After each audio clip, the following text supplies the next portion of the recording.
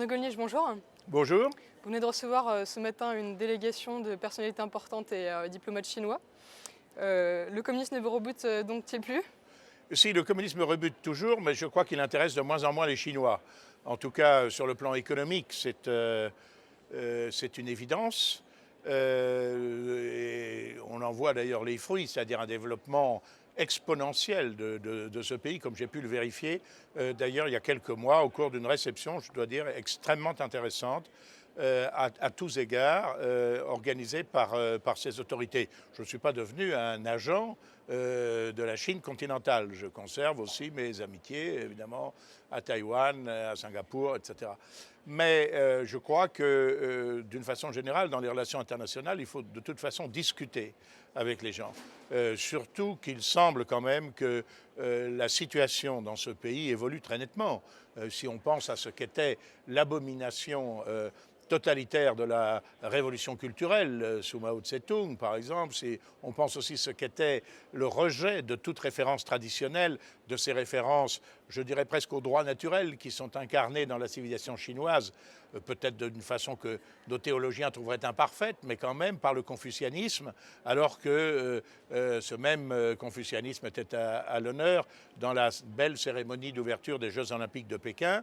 Enfin bref, les choses changent et je crois qu'il faut contribuer à faire en sorte qu'elles changent. Et pour cela, il faut éviter toute invective, il faut rester ferme sur ses positions. Je ne suis pas allé fleurir le mausolée de Mao Tse-tung, je n'ai fait aucun compromis. Les Chinois savent très bien que je ne suis pas communiste, c'est peu dire. Ça ne les gêne pas pour parler avec moi et je ne vois pas pourquoi ça me gênerait pour parler avec eux. Très bien. Sur un tout autre sujet, la Commission européenne voudrait multiplier par 4 le taux autorisé de thiaclopride, qui est pourtant un insecticide reconnu comme dangereux pour les abeilles et la santé humaine. C'est le Front National qui monte au créneau avec un rapport en parallèle à un vote à l'Assemblée nationale. Est-ce que vous ne croyez pas que cette démarche va plutôt défavoriser cela, dans la mesure où la plupart des partis et autres députés ne peuvent pas voter raisonnablement en faveur d'un rapport du Front National, même s'ils s'opposent à une évolution sanitaire dangereuse? Eh bien, si c'est cela, ils ont tort et ce sont d'imbéciles sectaires. Je dois dire qu'en ce qui me concerne, étant un esprit libre, dans toutes les assemblées où j'ai siégé avec mes collègues, et encore aujourd'hui d'ailleurs, je n'ai jamais été gêné pour voter un amendement émana-t-il du groupe communiste ou d'un gauchiste quelconque, dès lors qu'il était conforme à l'intérêt général et qu'il me paraissait tel. Et Dieu sait pourtant si, encore une fois, sur le fond, mon opposition demeure ferme, intransigeante, totale. Si un communiste me dit qu'il fait jour à midi, je ne me crois pas obligé de prétendre le contraire. Par conséquent, si ces partis de la majorité faisaient passer en quelque sorte leur sectarisme avant l'intérêt général, et l'intérêt général dans cette affaire des abeilles, où il n'y a pas que nous. Je me félicite de ce qu'aujourd'hui, Sylvie Godin, qui fut notre charmante, dévouée et compétente assistante et qui est aujourd'hui parlementaire européen, porte ce combat. C'est un combat qui a été aussi porté par M. De Villiers. On se souvient qu'il avait fait un livre sur ce sujet. Les abeilles, c'est absolument essentiel. C'est essentiel à la vie, parce que les abeilles, c'est la pollinisation. La pollinisation, c'est ce qui nous donne des fruits. Le jour où il n'y a plus d'abeilles, il n'y a plus de fruits. C'est vous dire l'immensité du désastre. Et par conséquent, je pense que de façon non partisane, tous les groupes de ce Parlement devraient saisir la proposition, l'objection plus exactement, l'objection à l'augmentation de la toxicité de ces produits, à leur autorisation qui a été formulée très légitimement par Sylvie Godin. Très bien. Alors en Angleterre, après l'assassinat de la députée anti-Brexit Jo Cox, les sondages semblent de plus en plus serrés pour le référendum qui va déterminer le maintien ou non du pays dans l'Union européenne. Est-ce que ce drame aura des conséquences sur le référendum selon vous? Je le crains. Parce que, naturellement, les électeurs sont des êtres humains et ce sont des êtres humains sensibles.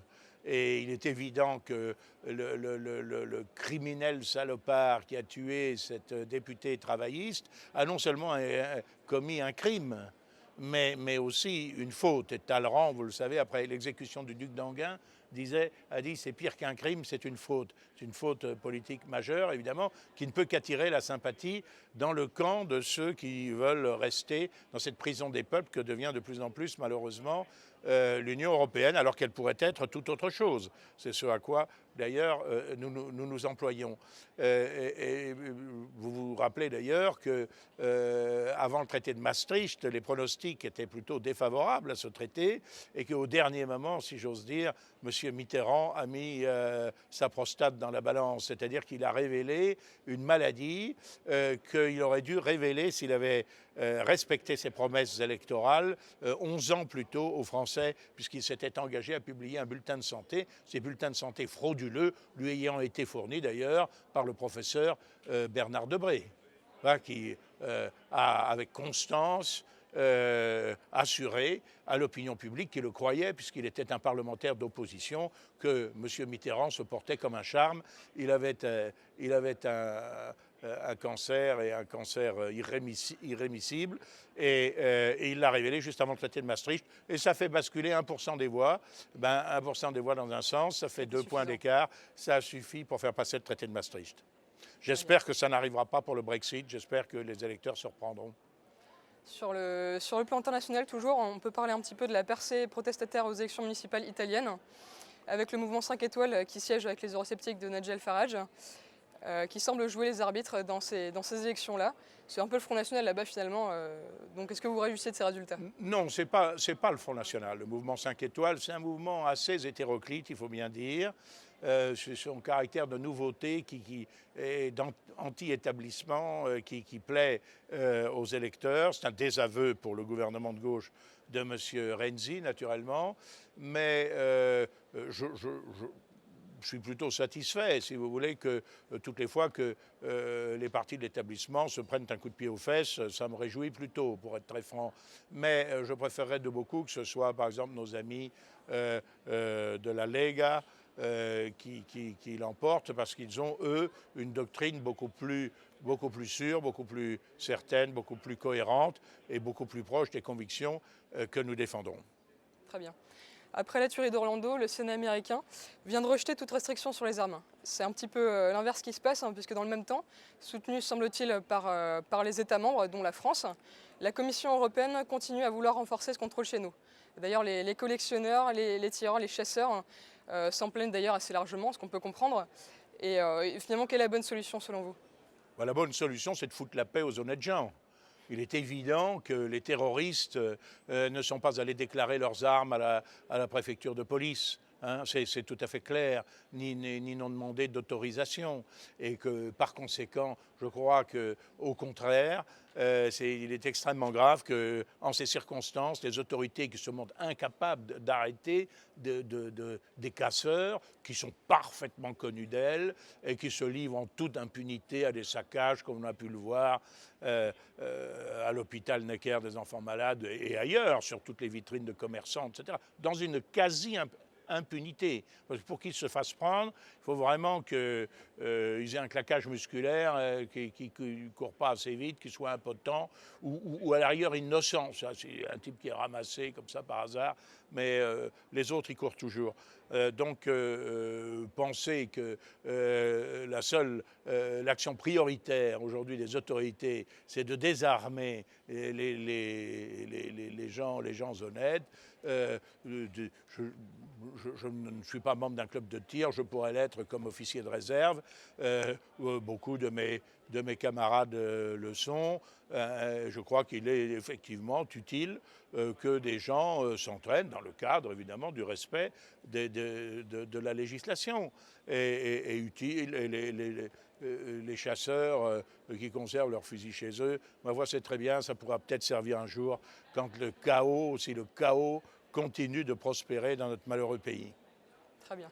Revenons un petit peu en France. Le Parti socialiste vient d'annoncer qu'il organiserait finalement des primaires pour la prochaine élection présidentielle.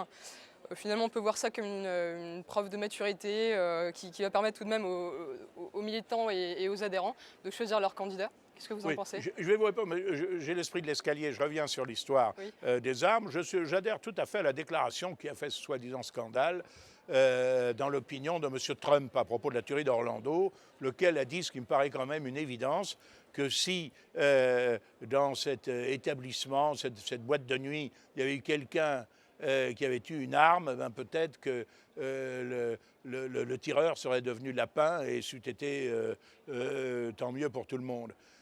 Alors, en ce qui concerne les primaires au Parti socialiste, je crois que ça achève c'est extraordinaire d'ailleurs de voir ça, la décadence, la décrépitude de notre système politique, du moins par rapport aux valeurs qu'il proclame, qui sont celles du gaullisme. Maintenant, tout le monde est gaulliste. Moi, je n'étais pas gaulliste dans ma jeunesse, je ne suis pas complètement devenu, bien qu'ayant coopéré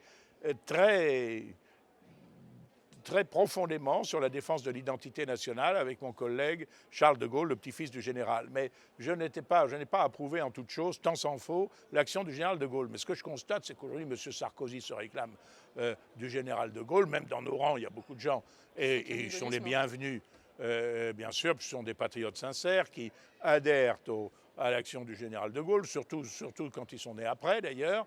Et puis il y a aussi à gauche, alors là, M. Hollande multiplie, il célèbre le 18 juin, il va au Mont Valérien, enfin bon, il multiplie les hommages au général de Gaulle. Le général de Gaulle avait une profonde horreur des partis, et notamment des candidatures téléguidé par les partis. Et il avait voulu l'élection présidentielle comme la rencontre directe d'un homme avec le peuple, et que surtout, ça ne passe pas par les partis. Et bien maintenant, les uns comme les autres veulent que, en quelque sorte, la sélection s'opère exclusivement par les partis.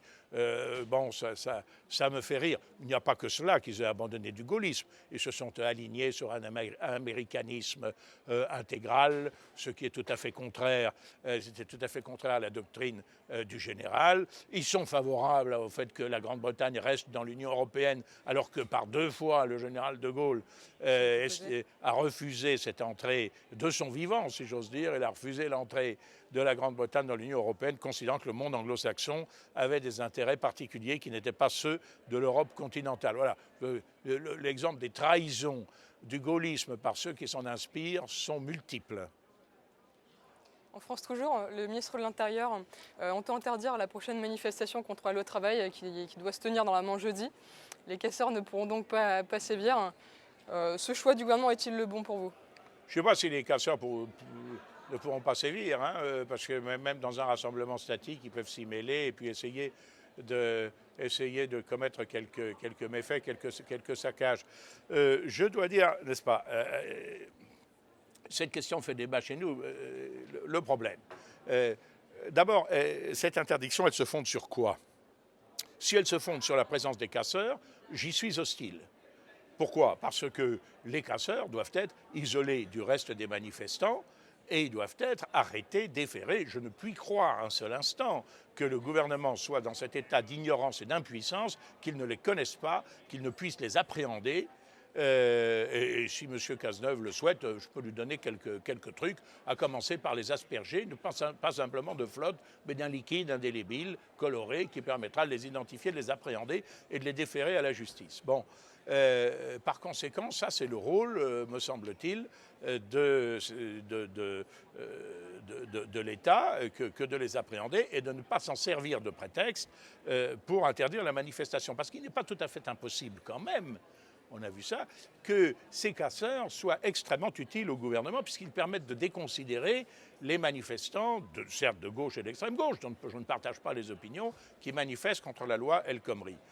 Alors, en revanche, si l'interdiction se fonde sur l'état d'urgence, c'est-à-dire sur la menace d'attentat terroriste, bon, à condition que cette menace soit réelle et sérieuse, alors là, c'est différent. Effectivement, nous sommes théoriquement en état d'urgence. Au nom de cet état d'urgence, on est allé jusqu'à interdire les fêtes paroissiales ou les fêtes traditionnelles dans les écoles.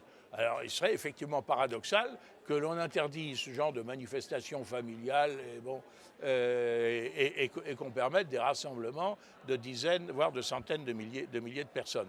Je crois qu'il faut, dans l'action gouvernementale, de la cohérence. Et il faut, d'ailleurs, c'est la jurisprudence traditionnelle du Conseil d'État. Nous verrons ce que dira le Conseil d'État. C'est que, jurisprudence que M. Stirn,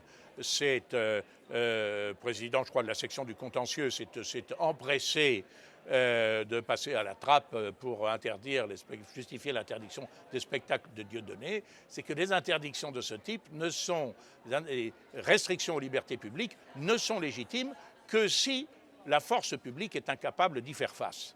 La force publique est-elle incapable de faire face à 100 casseurs? De poids de mesure. La question. Certainement. Alors sinon, sur un autre sujet, le gouvernement, par la voix de son ministre de l'Éducation nationale, a annoncé sa volonté de modifier le cadre d'ouverture et d'enseignement des écoles hors contrat. Rappelons que ces écoles ne reçoivent aucune aide de l'État, mais voient chaque année le nombre d'inscrits augmenter de manière assez conséquente.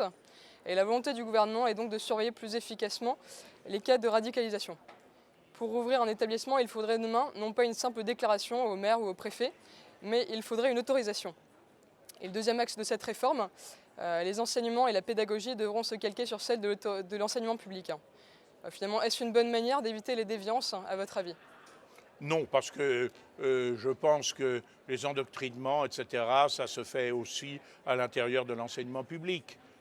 Le nombre d'enseignants de gauche ou d'extrême gauche, de la maternelle à l'université, qui ne se privaient pas d'essayer de faire partager à des élèves, évidemment en situation d'infériorité par rapport à eux, leurs préjugés politiques, il est quand même assez considérable. Je tiens une liste d'exemples, moi qui ai été doyen de faculté et qui connaît assez bien de l'intérieur le système, je tiens une liste d'exemples assez éclairante à la disposition des autorités. Je suis favorable à la liberté de l'enseignement et je crois que le développement des écoles hors contrat, il se justifie. Il se justifie par le libre choix des parents, des familles qui de plus en plus veulent sortir leurs enfants de certains établissements où on sait qu'ils auront beaucoup de mal à progresser. Il se justifie aussi d'ailleurs quelquefois d'un point de vue, je dirais, confessionnel, parce qu'il y a des établissements catholiques en théorie, mais où l'on enseigne assez peu, il faut bien dire, le catholicisme. Alors je comprends que des parents attachés à la transmission de leur foi religieuse aient recours à des établissements hors contrat. Alors, au sujet de s'il y a des appels à la violence, etc., au fanatisme, il y a des lois pour ça. Il y a des lois pour ça. Mais contrairement à ce qu'on croit, c'est le système de répression des abus qui est un système libéral. Le système d'autorisation, c'est un système autoritaire. On l'a vu d'ailleurs en France à l'occasion des lois sur la presse. On a supprimé la censure qui était une autorisation préalable et on l'a remplacée par la grande loi de 1881 qui se contente de réprimer après coup les abus. Au sujet de l'aéroport de Notre-Dame-des-Landes, le Conseil d'État vient de donner son feu vert pour la consultation. Il y aura donc un référendum dimanche prochain. La parole est au peuple. Finalement, c'est sans doute une option qui vous satisfait, vous qui êtes un grand amateur de ces consultations populaires. Oui. Pour des projets d'intérêt locaux, ça se justifie pleinement et nous sommes même favorables au référendum d'initiative populaire comme il existe en Italie, comme il existe en Suisse et comme il devrait exister dans notre pays. Le Front National a été absolument pionnier dans ce domaine. Le musée du Quai Branly devient ce 21 juin le musée du Quai Branly Jacques Chirac. François Hollande l'a inauguré il y a lundi soir. Et qu'est-ce que ça vous inspire finalement ? Le musée du Quai Branly, ça s'appelle musée du Quai Branly Jacques Chirac. Écoutez, j'étais en total désaccord avec Jacques Chirac, qui a été, je crois, un très mauvais président de la République. Je sais que son intérêt pour les arts premiers, comme l'on dit aujourd'hui, parce qu'il ne faut surtout pas dire primitif, et pour d'autres civilisations, comme la civilisation japonaise, dont il était un grand amateur, il faisait fréquemment des voyages au Japon. Je n'ai jamais très bien réussi à savoir ce qu'il y faisait exactement. Vous l'avez pas rencontré là-bas, non ? Et pourtant, non, il y est allé pratiquement aussi souvent que moi. C'est assez curieux, y compris quand il était président, mais incognito. Bon, nous jetterons sur tout cela, nous respecterons sa volonté de discrétion. Bon, c'est pas ça qui me choque le plus. Je veux dire, j'émettrais simplement un désaccord accord en quelque sorte philosophique. Parce que j'ai entendu dire à cette occasion, et notamment par sa fille, Madame Claude Chirac, ce qui est certainement exact, que pour Jacques Chirac, il n'y a pas de hiérarchie entre les civilisations. Et moi, je crois que c'est inexact. Je crois qu'il y a une hiérarchie entre les civilisations. La preuve, c'est que les civilisations, parfois, connaissent une apogée, puis ensuite des phases de décadence. Que tout l'effort de l'humanité a consisté à essayer d'améliorer les acquis de chaque civilisation. Et je crois que, surtout, il ne s'agit pas de classer en inférieur, en supérieur, mais tout dépend quand même du point de vue duquel on se place. Bon, il est certain que, qu'est-ce que vous voulez, la Renaissance italienne, ça a été une éclosion artistique tout à fait exceptionnelle que n'ont pas connue d'autres civilisations beaucoup plus statiques, je dirais beaucoup plus mornes et beaucoup moins créatives. Bon, c'est certain, la civilisation occidentale a été un foisonnement extraordinaire et elle pourrait continuer de l'être. Elle est peut-être un peu moins aujourd'hui, mais elle progresse beaucoup sur le plan des connaissances scientifiques. Je persiste à penser, je l'avais dit à Canal+, que l'orchestre symphonique est supérieur au tam-tam. Oui, je crois que c'est aussi. Je crois, voilà, dans la complexité, dans la beauté des sons qu'il procure, de l'harmonie. Ça ne veut pas dire que le tam-tam soit inintéressant. Mais vous auriez par exemple préféré un orchestre symphonique lors de l'hommage à Verdun plutôt que du tam-tam. Absolument. Voilà. Ou plutôt que du rap qui me paraît être une espèce de mélopée, syncopée, dont les paroles non plus que la musique n'ont, à mon sens en tout cas, grand intérêt. Maintenant, peut-être que dans 3 siècles, on sera béant d'admiration devant le rap, mais voilà. Mais en revanche, je l'ai dit, par exemple, la façon dont les Africains traitent leurs anciens me paraît infiniment supérieure à la nôtre, à celle de certaines civilisations développées. Autrement dit, je crois que la volonté de n'établir aucune hiérarchie me paraît absolument infondée et contraire même à la notion de progrès qui devrait tous nous animer. Tout changement n'est pas un progrès, mais il faut pouvoir juger de la qualité d'un changement. Et si on porte un jugement, nécessairement on établit une hiérarchie. Très bien. Merci. Ce serait une belle question pour le bac de philo. Merci beaucoup. À bientôt.